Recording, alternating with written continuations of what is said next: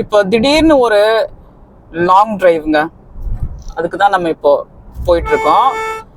ஏன் அப்படின்னா இன்னைக்கு சண்டே இல்லை, டிரைவிங் நல்லா கற்றுக்கிட்டாச்சு. லாங் டிரைவ் போனால் ஹாப்பியாக இருக்கும். அதுக்குன்னு பெட்ரோலுக்கு செலவு பண்ணிட்டு சும்மாவே கார் ஓட்டுறேன் அப்படின்லாம் நீங்கள் நினச்சிக்காதீங்க. என்கிட்ட டிசையர் கார் ஒன்று இருக்குது அப்படின்னு நான் சொன்னேன் பார்த்தீங்களா, டிசையர் கார். அதை எனக்கு பார்க்கிங் பண்ண சரியான இடமே இல்லை என் வீட்டுக்கிட்ட. 10 நாள் 15 நாள் அப்படியே நிறுத்தி வச்சிருந்தா எம்ஜிஎம் வருது பார், எம்ஜிஎம் காமி. ஒரே சண்டே வெயில், அப்படி ஒரு வெயிலுங்க இங்க. எம்ஜிஎம்ல போய் குளிக்கிறதுக்கு எல்லாம் ஆஃப் ட்ரவுசர் போட்டு கிளம்புறாங்க.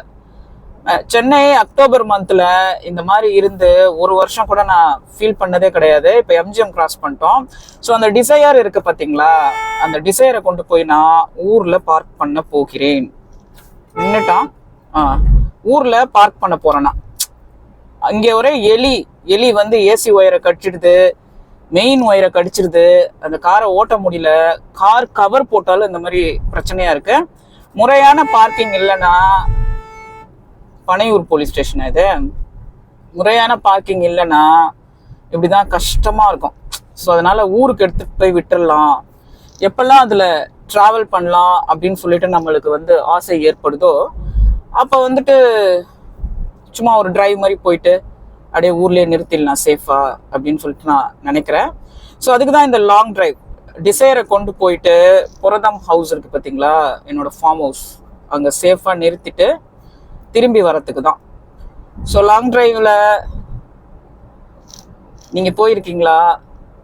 சும்மாவே ஓட்டியிருக்கீங்களா? எங்கேயாவது உட்காந்து பிக்னிக் மாதிரி சாப்பிட்ருக்கீங்களா அப்படின்னு அவசியம் கமெண்ட்ல சொல்லுங்க. டிரைவிங்கே ஒரு பிளசண்டான விஷயம்தான், ஒரு மனசுக்கு ஆறுதல் ஏற்படுத்தக்கூடிய விஷயம். அதுலேயும் நிறைய பாட்டு கேட்டுட்டே போனோம்னு வச்சுக்கோங்களேன், ரொம்ப சந்தோஷமாக இருக்கும். இந்த கிளாஸ் ஒன்றும் கிடையாது, ரொம்ப கண்ணை ஸ்ட்ரெயின் பண்ணாமல் இருக்கிறதுக்காக நான் போட்டுட்டு இருக்கேன். புரியுதுங்களா? நல்லா இருக்கான அவசியம் சொல்லுங்க. பிடிச்சிருந்தா subscribe and like and share பண்ணிடுங்க. உங்களை இன்னொரு ஷார்ட்ஸில் சந்திக்கிறேன்.